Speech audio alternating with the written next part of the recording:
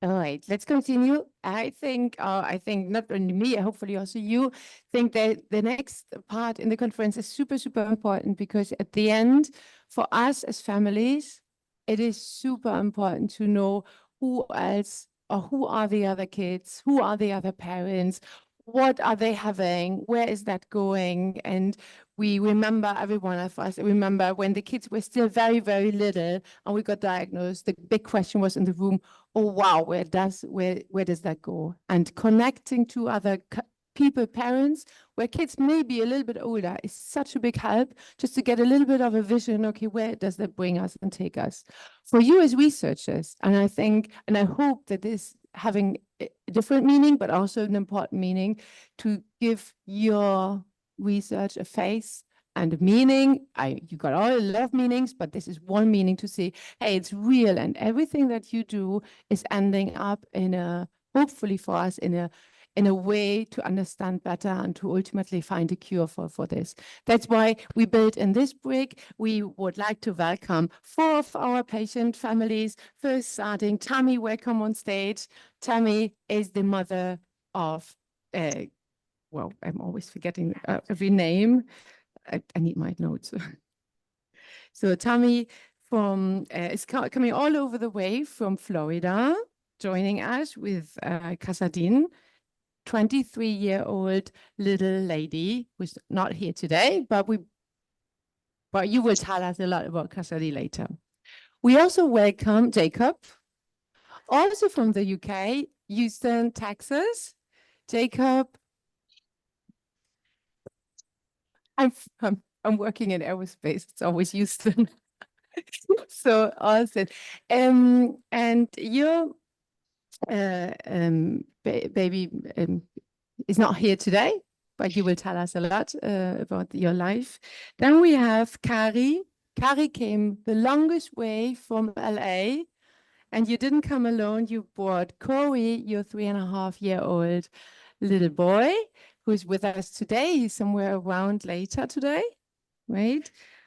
And then we have Eben. Eben is the mother of Jacob, and Jacob is definitely around. You saw him probably several times. He's here. He's a 12-year-old boy, and he's giving out free hugs. So it's definitely worth meeting Jacob. So I'm sitting down with you here. I would like to start with some questions, and this is the same question for all of you. And I would like to take about 3-4 minutes for each of you to give us like a visual understanding of your story. And Tammy, maybe we start with you because 23, you're definitely the senior mom here in the room. How did it start? What was the diagnosis? What is the symptom? And what was your story in about 3-4 minutes? Can you hear me? Okay. I'm glad you gave me 3 minutes because when she said she was going to ask about our story, I said, how long do I have? Because my daughter is 23, as she said, so our story is a little longer. We didn't get diagnosed until she was 20. So we spent her first 20 years being told what she didn't have. A lot of testing. Of course, I knew very early on as her mother that something was different. I had 2 older daughters that developed normally. So I recognized really early, probably around 6 months, that something was different with this child. So we went through just a lot of different testing, genetic testing, psychological testing, just a lot of different, depending on the symptoms as she grew and as symptoms started to change, then we would go to new doctors. We would see neurologists and geneticists, endocrinologists, anything that ended with a gist. We saw them, we had the test done, and they would come back and say, it was negative or it was inconclusive. So just really a lifetime of trying to manage symptoms, trying to get people to recognize, and primarily doctors and treating providers, to recognize the concerns that we had for her future. When she was 5, we were told that she was intellectually and cognitively impaired, that she would probably never mature past the age of 8. And she went into a program in school that they called at the time trainable mentally handicapped. So hearing the word trainable to me was heartbreaking, because to me it spoke to she would not learn and grow, but she could be trained to do certain things. So it was really difficult to hear that. And then again, as she started to age, different symptoms would come on. Seizures started around 12, lasted for several years and then stopped. So it's just always been, how do we manage the conditions? Now that she's 23, she has aged out of school. So now we're navigating adulthood. And what does that look like for her? And what does the future hold for her? And probably the biggest symptoms we have right now are still the cognitive delays that she has. It's different depending on what we're looking at, but educationally, probably cognitive age is around 5. She doesn't read or write. She is able to carry conversation to some point, but she has a lot of difficulty with abstract thinking, things like telling time, a lot of memory issues. But she's a joy. I can tell you she's a joy. Physically, she's mobile. She walks just fine. She does have some balance issues, but nothing major. So now that she's an adult, I think we find it a little more difficult because the doctors see her a little bit differently. That it's not so much now finding a cure for something that they don't know what it is or what the answer is, but now it's just like, well, does she have an acute condition that we need to treat? No, she doesn't, but she has this lifelong impairment that we're just trying to navigate and figure out, is there something we can do? Is there a treatment? Is there a cure? Is there something that will help her live life comfortably within her own skin? And of course, what it means for us as a family too. So, Tammy, thank you very much. Also bringing the perspective of this long-term holding tight, because we come to this matter of ambition and how to keep up. That's especially important when kids get older. But now moving to Jacob. Jacob, that's a different perspective. Eliza is 3, so maybe it's a shorter story, but maybe you can also walk us through what happened. Well, I could talk about Eliza. Eliza all day, but I will try to be brief. When Eliza was born, we didn't really have any concerns. She had some mild feeding difficulties, but they resolved within a couple of weeks. And everything was great. She was a very easy baby. She was sleeping through the night early. She was very calm. Everything was wonderful. And then around 6, 7 months, we could tell the doctors were starting to get a little nervous. They wouldn't really say what, but you can sort of understand. They're kind of like, well, she should be sitting upright. She's very leans a lot and she won't sit upright. Is she babbling a lot? Like, well, she's making good eye contact, things like that. And so that's when we started to suspect something else was going on. She also had torticollis, which, means she has a very stiff neck. And if you've seen them, she had to wear one of those helmets because of her stiff neck. She wouldn't turn her head and she started to get a flat spot on her head. And then we heard the word hypotonia. And so at 10 months, we started physical and occupational therapy. And 10 months is also when she had her first seizure. She has febrile seizures at very low temperatures. 100.7, I think, was the first. Sorry, that's Fahrenheit. I can't translate without assistance on the fly. Sorry. Degrees. Does anyone know? Degrees? It would be 40 something, right? Okay, but that's not low. Well, okay. Okay, so yeah. Sure. It would be a low grade in the United States. And that lasted 8 minutes, and it was a focal seizure. So her entire right side was convulsing. And for 4 hours after it had stopped, she still didn't have any movement in her right side. And that was pretty difficult. I was really worried. And then, from that point, we kind of continued on until her second seizure, which also was a febrile seizure. And that's when we got the first genetic testing for, I think, epilepsy markers. that they didn't find, nothing was really found. She was developing more slowly, but she's a very happy baby. She was already babbling and she could sit upright. She was already feeding herself. Um, when the third seizure happened, that's when we got the full exome sequencing, and that's when we found out. And that was about when she had turned 2. Um, she was starting to speak. She was feeding herself. She was pulling to stand, but she had a lot of balance issues and a lot of stability issues. But that's when we found out that she was had a missense variant on her AGO2 gene. We kept at it with speech and all the therapies, 5 therapies a week. And in February, she learned to walk this past February, so that would be 30 months. And since then, we've seen just like an explosion in her skills. Everything is much better. She's verbal. She's speaking in up to 3-word phrases. She loves to read. She loves flashcards. She loves to be outside. She loves to sing. She's a very happy baby. She is so free with this smile, as you see. She will just anything and hi. Okay, bye. But she's just a joy. And that's our story. Oh, thank you very much, Jacob. That already gives a little bit of a perspective how different stories can be and how different. Yeah, let's continue. Kari, maybe your story? Yes, I have another very different story. My son, Coey, is 3.5. Similar to Jacob and Eliza, when he was born, he was conversion. He was 4 pounds. He was small. I don't know what that is. And again, sorry, thank you, 2 kilos. And he was always small when I was pregnant. And I was induced 3 weeks early because of it. They thought it was the placenta. They didn't really know. They said, oh, he'll catch up. And he never has. He's tiny. But that was when he was born, that was the only thing that was abnormal, I guess. He fed fine. He slept fine. I mean, he's as fine as a newborn can. And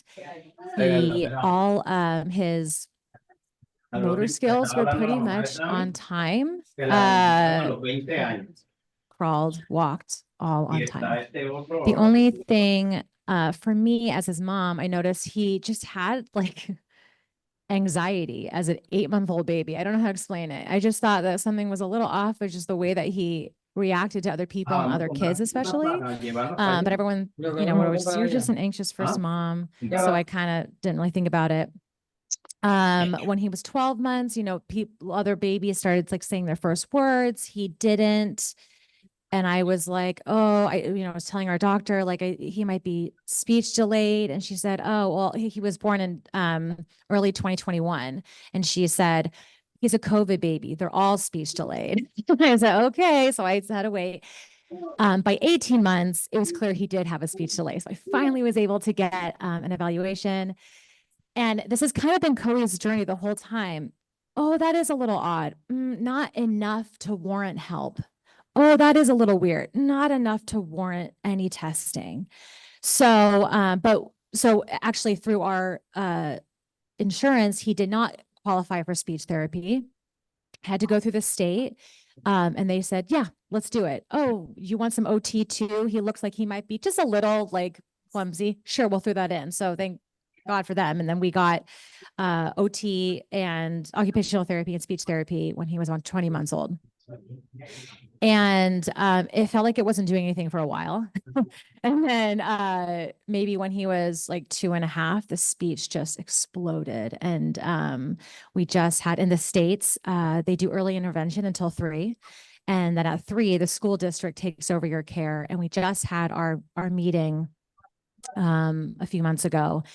And he has caught up in he didn't qualify. He qualified for speech therapy once a week for pronunciation, because sometimes it's still a little hard to understand what he's saying. But I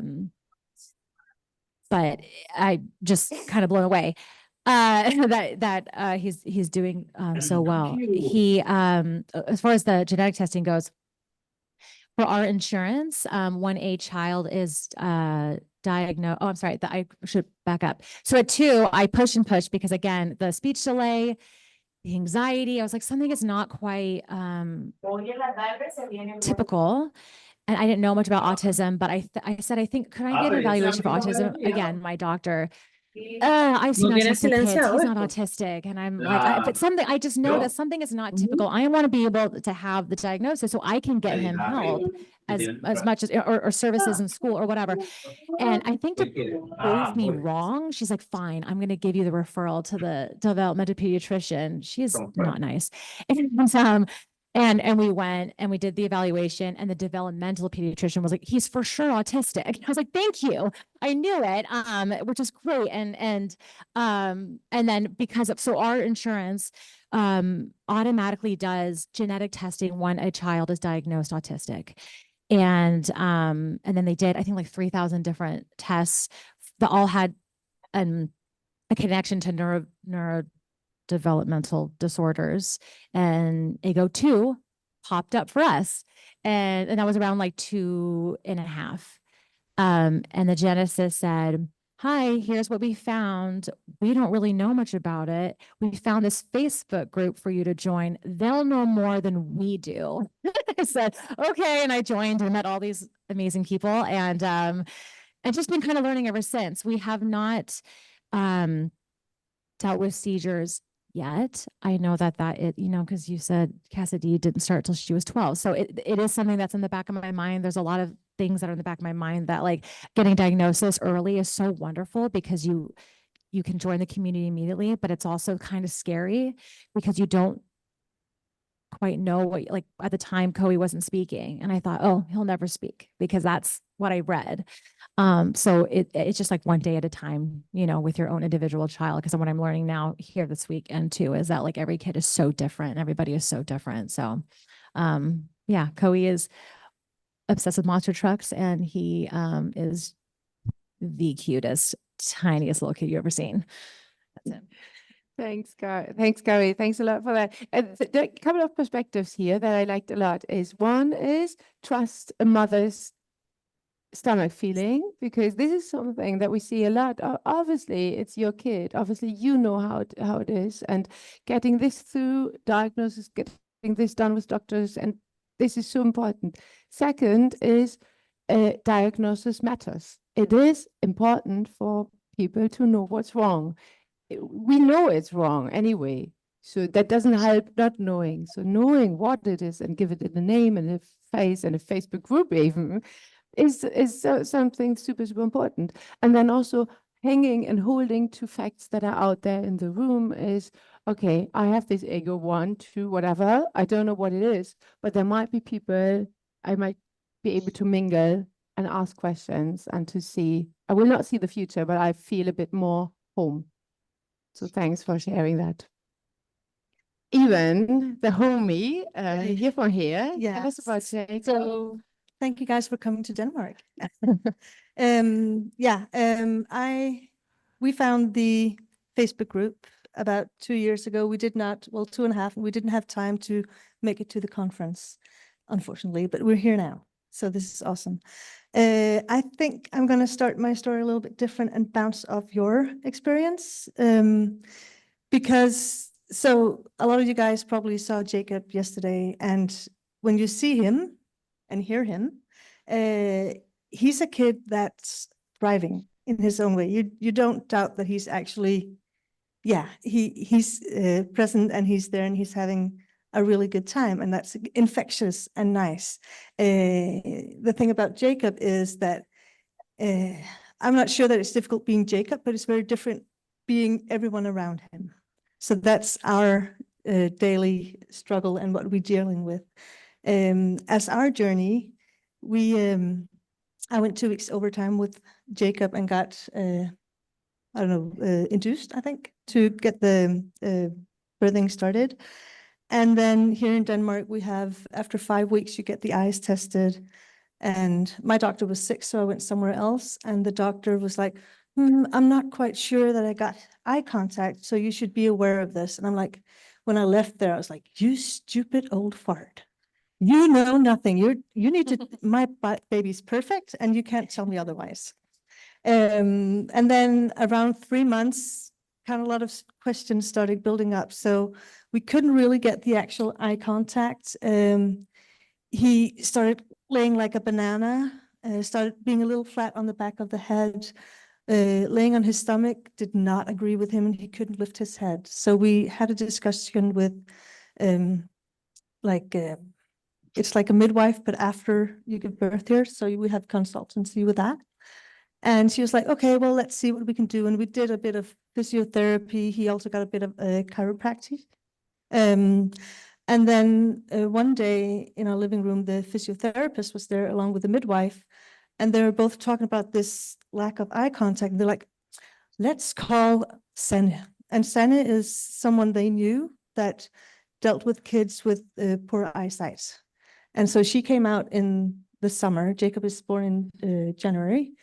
She came in on her vacation, just checked him out. And she was like, you guys, he can see, but you need to know that he was born blind. And she could just, the way that he used his hands to kind of sense and stuff like that.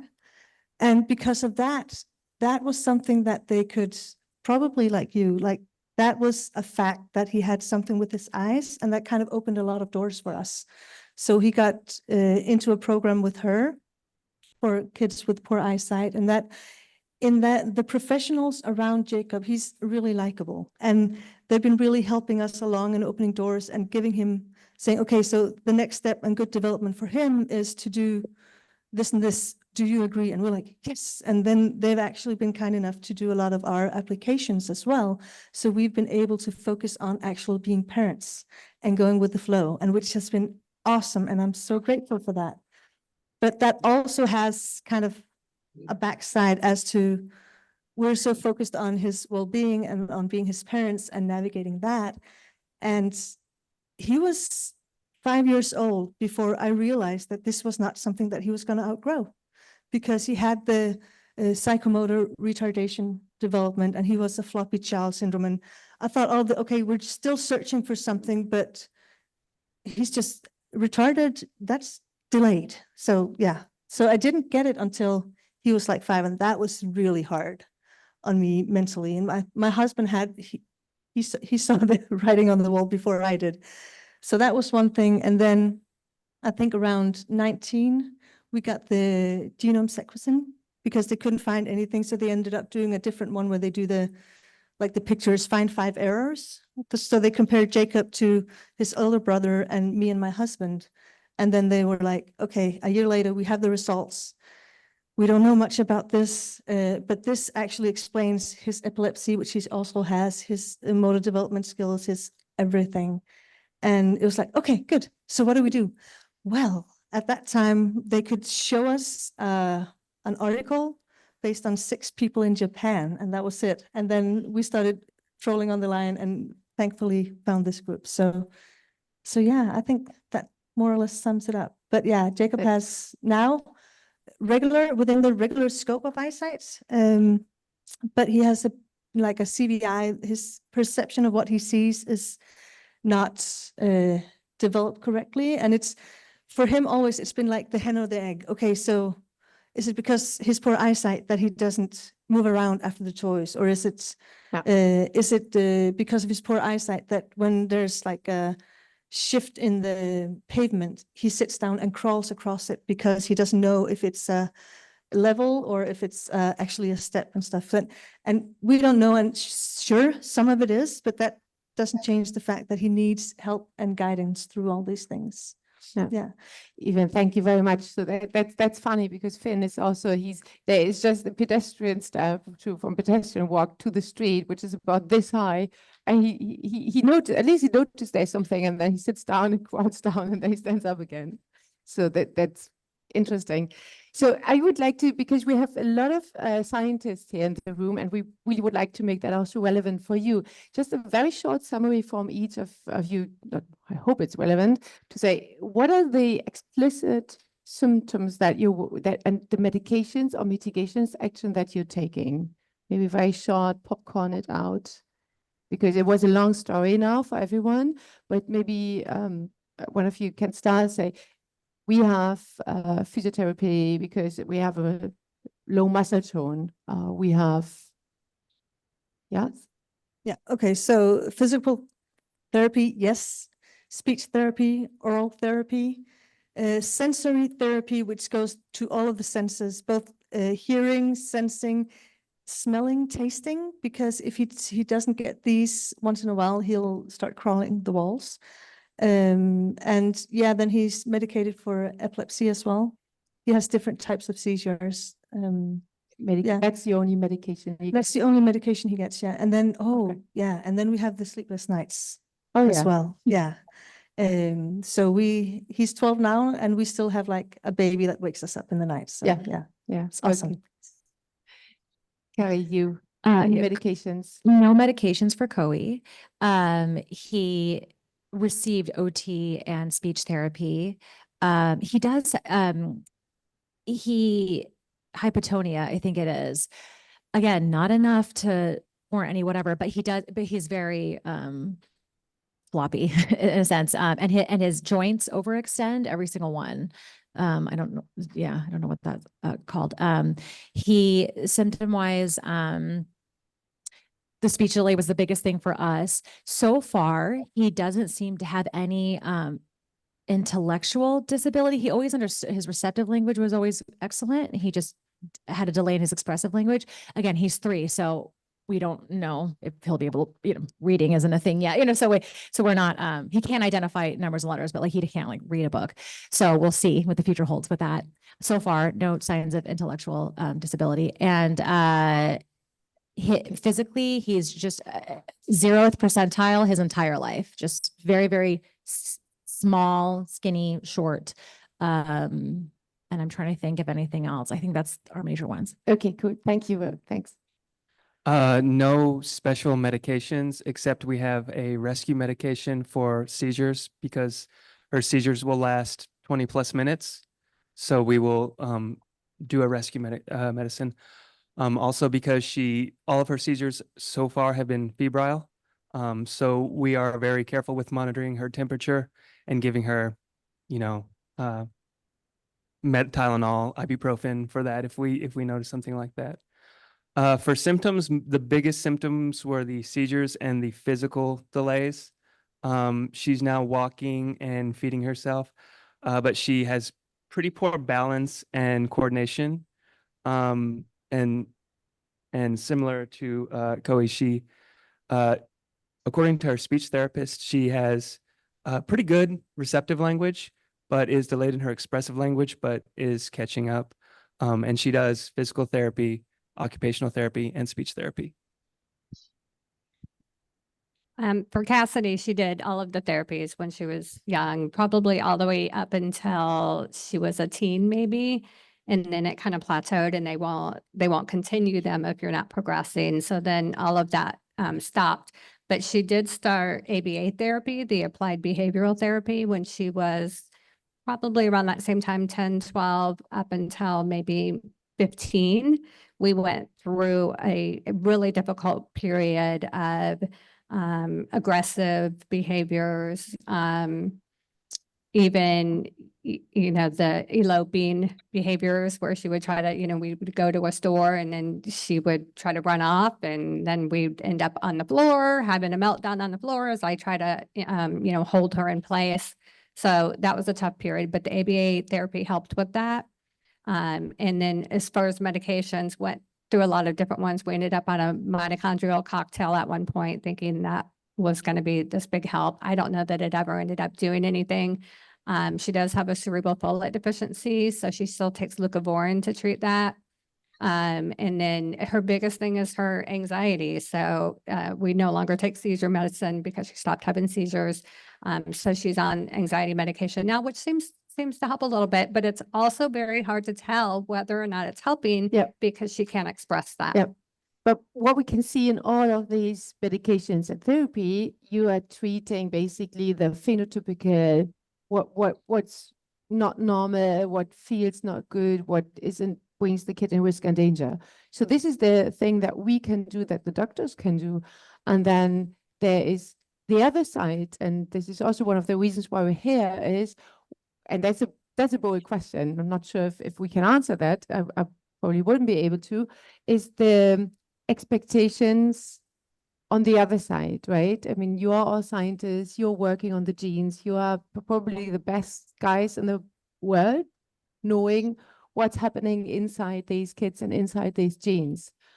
And would you be able to formulate any kind of expectation that you would have to researchers out there working on the initial problems, so the root cause of those problems? It's a difficult one. Yeah, that's a difficult one. And again, for me, it looks a little bit different because of where we're at in the stage. You know, for me, it's just hearing our stories and knowing that in the medical field, there's a lot of focus on symptoms, right? And it's acute clinical symptoms. And we don't have a lot of those now. I almost find myself wishing that we did, so that somebody would pay attention and somebody would listen, because my daughter still has such difficulty navigating life with the condition that she does have. And so it's really hard to get people to really pay attention and want to do something about it. Thanks. I would just like to offer words of encouragement. I don't come from a biology background. My background is data and technology. And, you know, I know so much basic science can seem far apart, but I know the smallest thing can make a large difference. You know, recently a thing in my world, some guy realized something was wrong with software because he was getting slightly different benchmark readings. And he's like, why is that? And he found like this massive injection of like a malware thing. So just the smallest thing can make such a huge difference. So I would like to encourage all of you to continue doing the wonderful work that you're doing, because, you know, my understanding is that these proteins affect the silencing or these genes create proteins that affect the silencing or not of microRNA. So that sounds like it would affect so many other things. So please, you know, any encouragement that I can offer you to continue and follow the smallest wormhole you can, please do so. And I think as a parent, especially because my son is so young, to be able to maybe have better understanding of what to expect as he gets older. And something that just popped into my mind, just thinking about the future and money and how he's going to be taken care of. Is my daughter going to have to take care of him and us? It's a lot. And yeah, so I guess the more information we get, the more, and I know that every case is different and everyone's journey is different. So that's a tall order, but it's something that keeps me up at night, just trying to think about like, what's going to happen when I'm not here. Yeah, so the manual or roadmap, you guys need to help us write it, because we're really trying to find a way through it. And I don't know if this is only me, but when I hear the word spectrum, I'm like, it's a linear thing, and it's not. So for Jacob, it's also on the infographics you see out there. So it's like a spider diagram instead. So speech, understanding of words, this level, pronouncing words, this level, cognitive functions, social functions, impulse control. So all of these spidergrams for our kids are different, and we need help to understand that. And then I heard something really interesting yesterday, which you were explaining, that there are some quite specific markers that can almost pre-predict what things are going to be there. And I'm actually an engineer and I don't get this stuff. So, and us that are sitting here, please keep in mind that we are the resourceful ones. You know, there are a lot of families out there who hasn't been diagnosed, and there are a lot of families who aren't able to come because they're not as resourceful as us. So we really need you guys' help to, you be the experts and understand it, but also help us understand how to make kind of a roadmap for where we're going. Yeah, that would be awesome.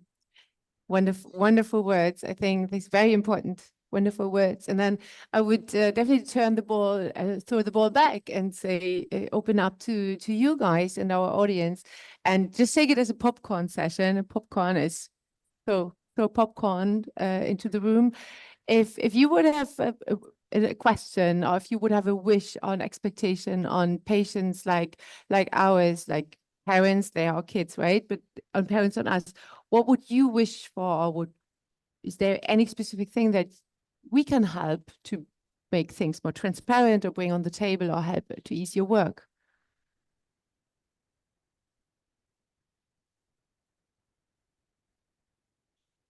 Yes, please. I'm struggling to formulate the question that I think I have. It seems like obviously development of therapies is a goal, right? And I'm wondering, and for you all, the kind of therapy that would be you'd want would be one that you could apply to your child now, and it would improve that child's life, right? And their development and so on and so forth. And so it feels like there's a combined basic science question here, and also something that maybe you guys can inform us about from your intuition, which is, the question is what your child is experiencing today, minute by minute, would that be the result of the ongoing activity of this mutant Argonaute? Or is your child's status and experience today completely the result of the Argonaute disabling or causing some issues with development, let's say even in utero? And so if that the root cause was then, the kinds of therapies one would imagine are very different, or limited, highly limited compared to others.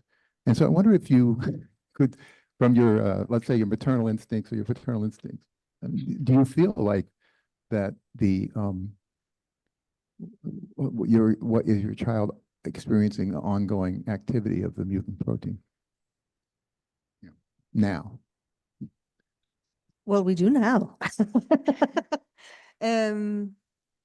I mean, from our perspective, from the scientific perspective, we think that must be so, because we know that the Argonauts and the microRNAs are doing so much in ongoing physiology. We heard about regeneration. We heard about the roles of microRNAs during stressful transitions, think about fever and so forth.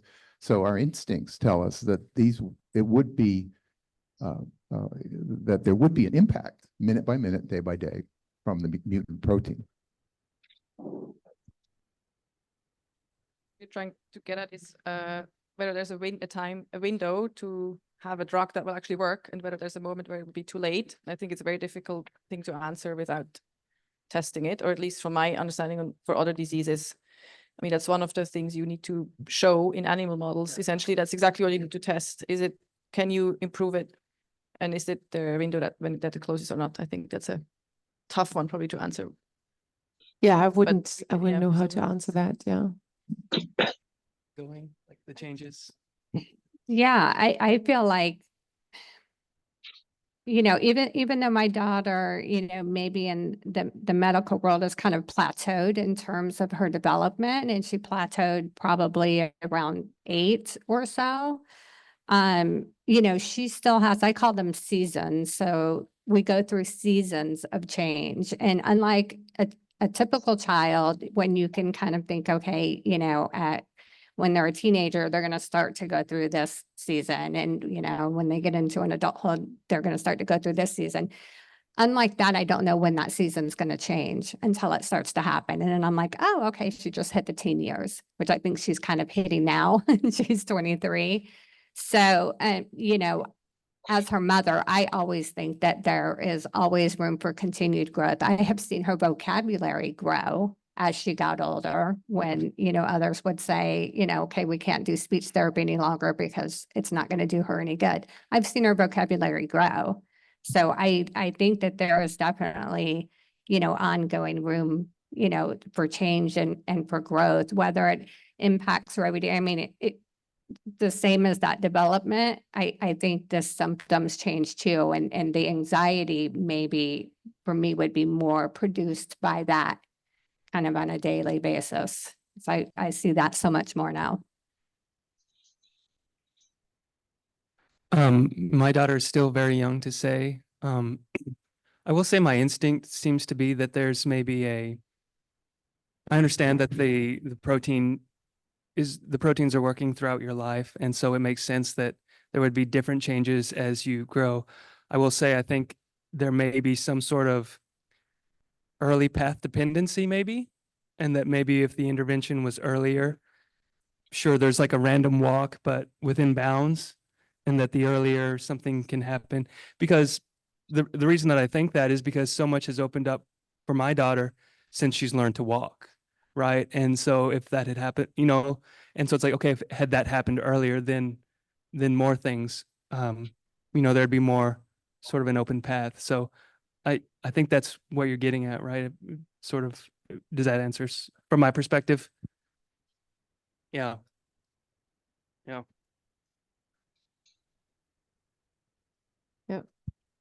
I think so. Some questions that are probably in all of us is that there is something wrong on the gene, and we don't know what this means to today's life, but also for future life, because we don't understand what is this mutation doing on the phenotypic way of living. And I think that is something in a very, very interesting question that we would definitely always have to say, okay, what is this doing? What can still come? Or what is affected in our daily life?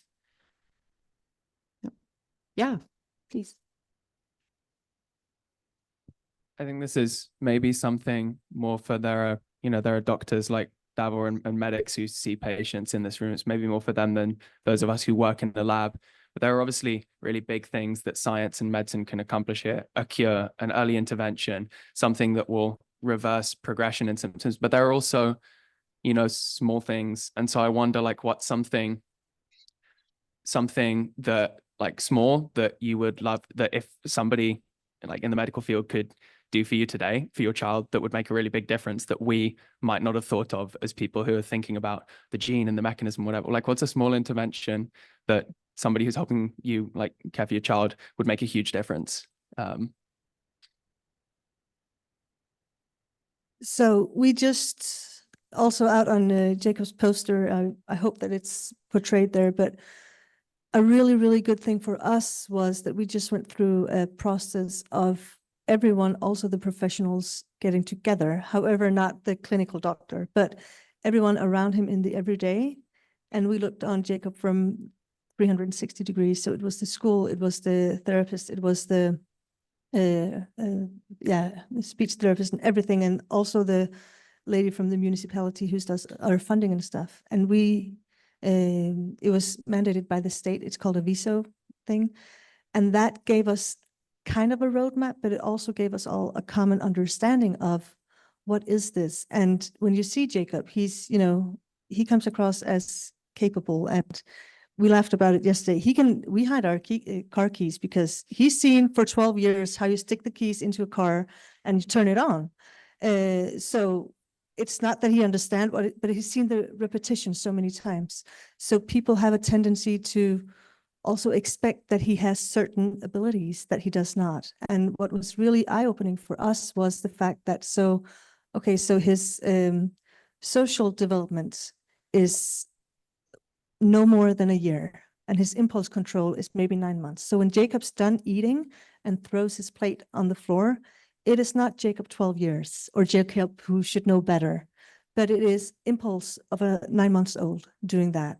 And that, again, as I was saying in my intro, it's not difficult being Jacob, but it's difficult for everyone around him to treat him at eye level, so we don't have the wrong expectations, so we can help him navigate and be his scaffolding when he's interacting with others or when he's giving hugs. That's a thing that we're gonna work on also going forward. But just everyone realizing this so that we end up with a little guy that's in balance, because we know that when if he's not met at his needs and at his level, he will be frustrated, and he's a strong dude, and that's gonna end up with aggression and being physical, and that's going to end up with medication or constraints or whatever. So for us, it's very much navigating a path that's in according to our values, but also helping him develop skills that makes him capable of staying in this system.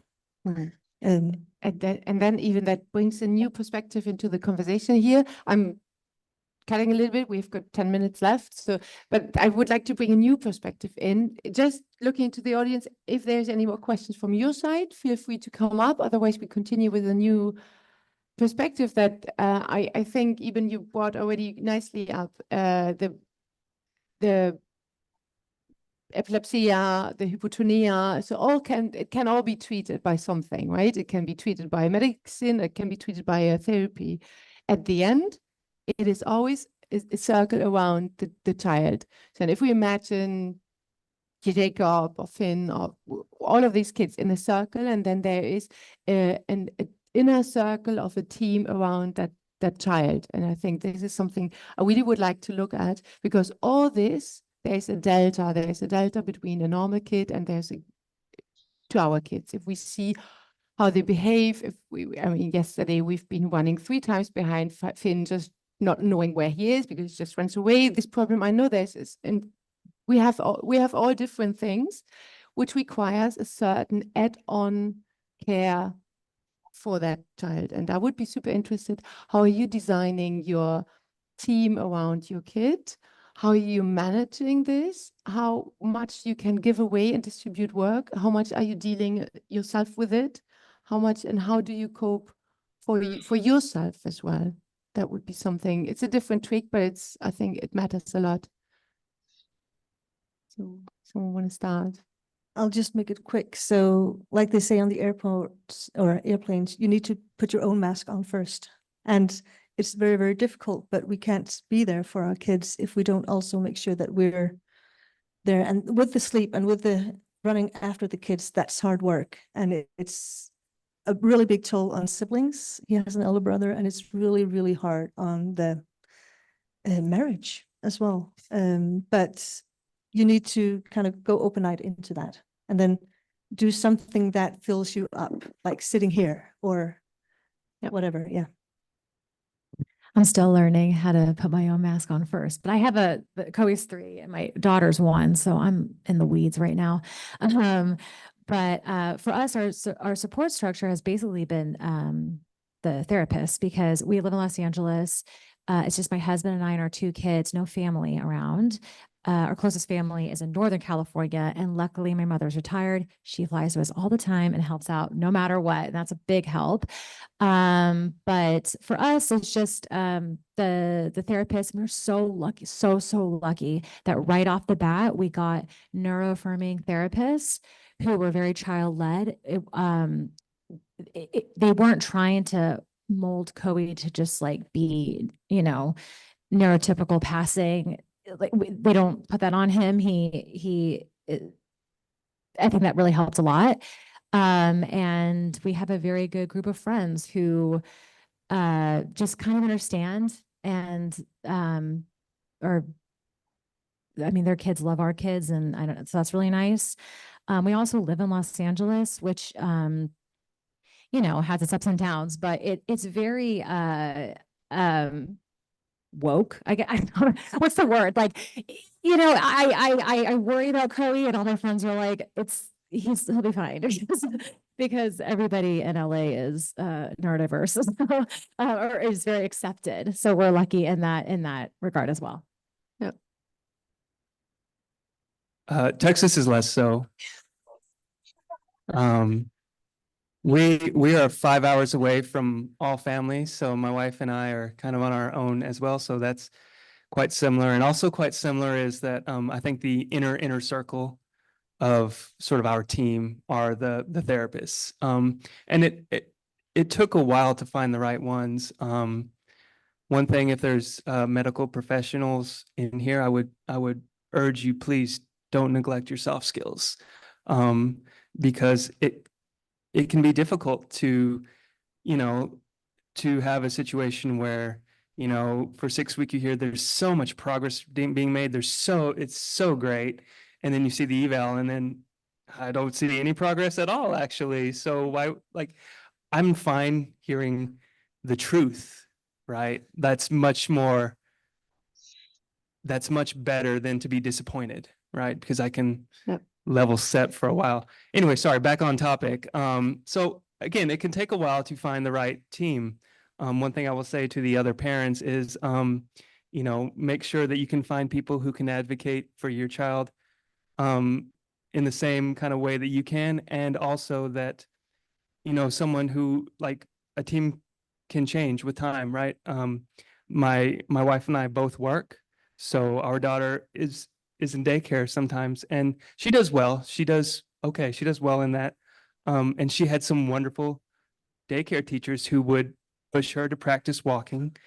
But then they didn't want to advance her because they were afraid that she would get hurt.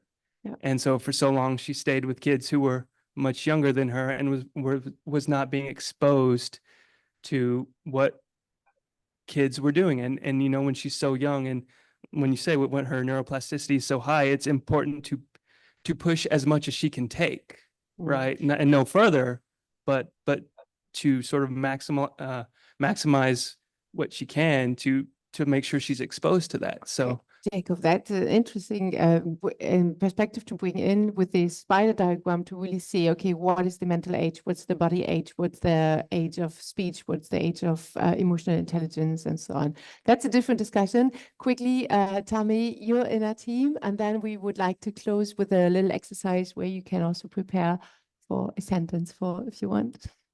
Yeah, my inner team, again, I just keep saying it looks a little bit different because she's aged out of school. In Florida, they age out at 22. So last year was her last year of school. She was in an all special needs school. So she was the oldest, you know, of that group. So always around younger kids, which was great for her mental age because that's what she associates with. So now that she's home all the time, it's kind of a different picture of how do we keep her engaged? How do we keep her socialized? How do we combat this anxiety that she has and get her engaged? And again, as an adult, people aren't as interested in what can they do to help. So we've had to fight for a lot of that and advocate for a lot of that. We have an aide now that comes in and helps. She's not able to bathe on her own, so she gets assistance with that. Of course, she can't be left alone, so somebody has to come and stay with her if we're going out or working. So also looking at, you know, even further down the road in the future, and what does that look like in terms of if we're no longer here, how is she going to be cared for? So definitely keeps me up at night as well. Makes my stomach hurt just thinking about it. And one other thing that, going back to your question, I think that also looking at all of the other little symptoms that sometimes we don't pay attention to, that when you look at their posters, you can see, oh, this one had hypotonia too. Oh, this one has, you know, issues with sight or hearing, and looking at all of those little things that we never knew until, I think there's even more out there than even what we have up there, because we haven't had a long opportunity to be able to discuss everything and what's happened over the course and to say, oh yeah, we have that too. And I think that's important to recognize. Yeah, absolutely. So that even quickly. So yeah, but this is a bit off the topic of inner circle, but also we're parents, we don't know what to look for necessarily. We're also, when reading the posters, the blood vessels visibility on the body, I did not know that was a thing. So yeah. And I think there's so much more to discuss, and I just would like, because we're running out of time, there's a lot more on the agenda for today. Just one little exercise, and that requires a little bit of closing eyes maybe, to say, it's called a future state. Like everyone, just 10 seconds, think about what is your life, or what is your life's dedicated to this topic here in 10 years. Where are you specifically, and where's this topic generally in 10 years? Just try to visualize that.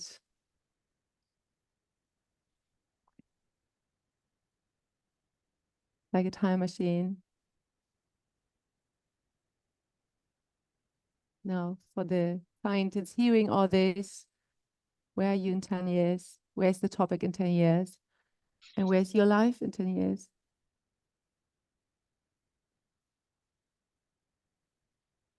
Right, and then we just popcorn, and popcorn means really one sentence, and maybe we get a couple of sentences, how that feels in 10 years being with our kids and being with your research.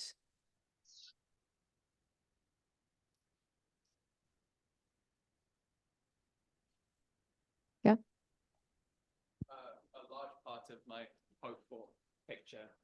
A large part of my hopeful picture for 10 years has to do with children will be getting the whole exome sequencing done early and as a matter of course, because it's like everybody's journey has the same feature, was it took a really long time. It was really hard. People didn't believe me. They weren't talking to each other. They were doing all of these tests. It was not an integrated picture, and it would have been known so much quicker if it was a newborn heel prick, whole exome sequence. And I feel like there are projects which maybe not straight away, Devor's shaking his head, but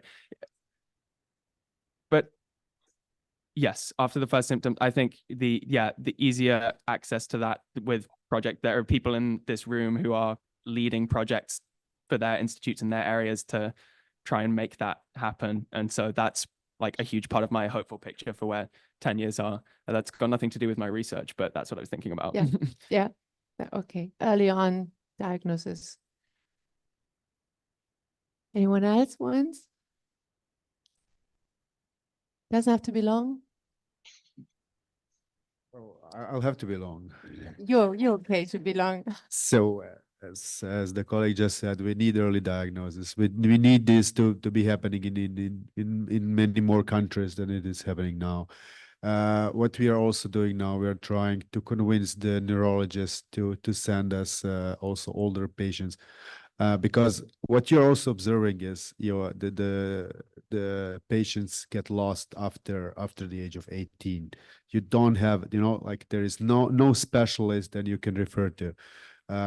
During the childhood, you have a child neuropediatrician who takes care of this, but afterwards those patients get lost, and that's why it's very hard for us to find them.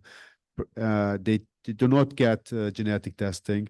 So that's why we lack patients at the age of 50 and above, or even 40s. So this is one thing.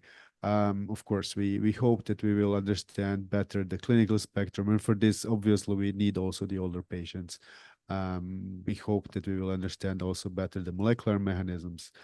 Yeah, I hope we will be a step nearer to the therapy, but yeah, I don't think that anybody can be sure at what time and if we will have a therapy. So I don't want to be too negative, but I also don't want to give false hopes.